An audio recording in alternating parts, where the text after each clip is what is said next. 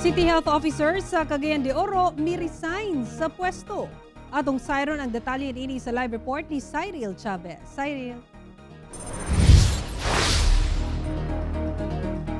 Yes, Sarah, mi-resign isip City Health Officer si Dr. Lorraine Neri. Taliwala pa man sa pandemya nga ginaatubang sa syudad. Gikumpirma sa Cagayan de Oro City LGU nga formal nang mi-resign isip City Health Officer si Dr. Lorraine Neri niadtong Hunyo 18. Sa official statement nga gipagawas sa LGU, gibutyag ni Mayor Oscar Moreno nga naabot si Neri sa mong desisyon tungod nagkinahanglan kunog streamlining ang departamento karon labi na sa pandemya nga ginaatubang sa syudad. Hinoon, magpabilin si Neri isip Medical Officer 4 sa CHO o magpadayon ang ihang ubang mga taha sa mong opisina. Sumala sa mayor, mutually agreed sa duha ka partido ang nahimong lakang. Gani nagpasalamat sab kini ngadto kang Dr. Neri. Salamat ta kang Dr. Lorraine for her support, no? And balo ko, grabe sa iya paningkamot.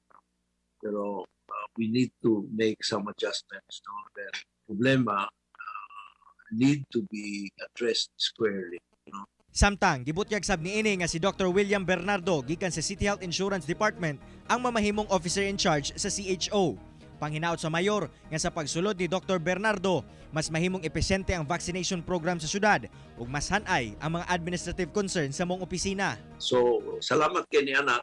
Of course, sa ato cell, the more we are able to vaccinate, the more we are able to protect. No?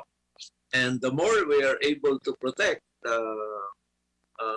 the better it is for everyone. Among gisulayan nga makuha ang pahayag ni Dr. Neri labot sa mong katikaran apan wala pa kini gatubag. Samtang ang kasamtangang City Health Officer nga si Dr. Bernardo wala pa sa mihatag sa iyang pahayag.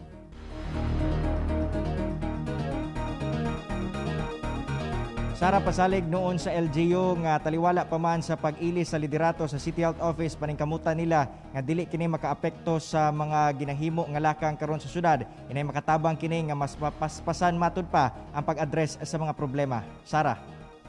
Okay, dagang salamat, Cyril Chavez.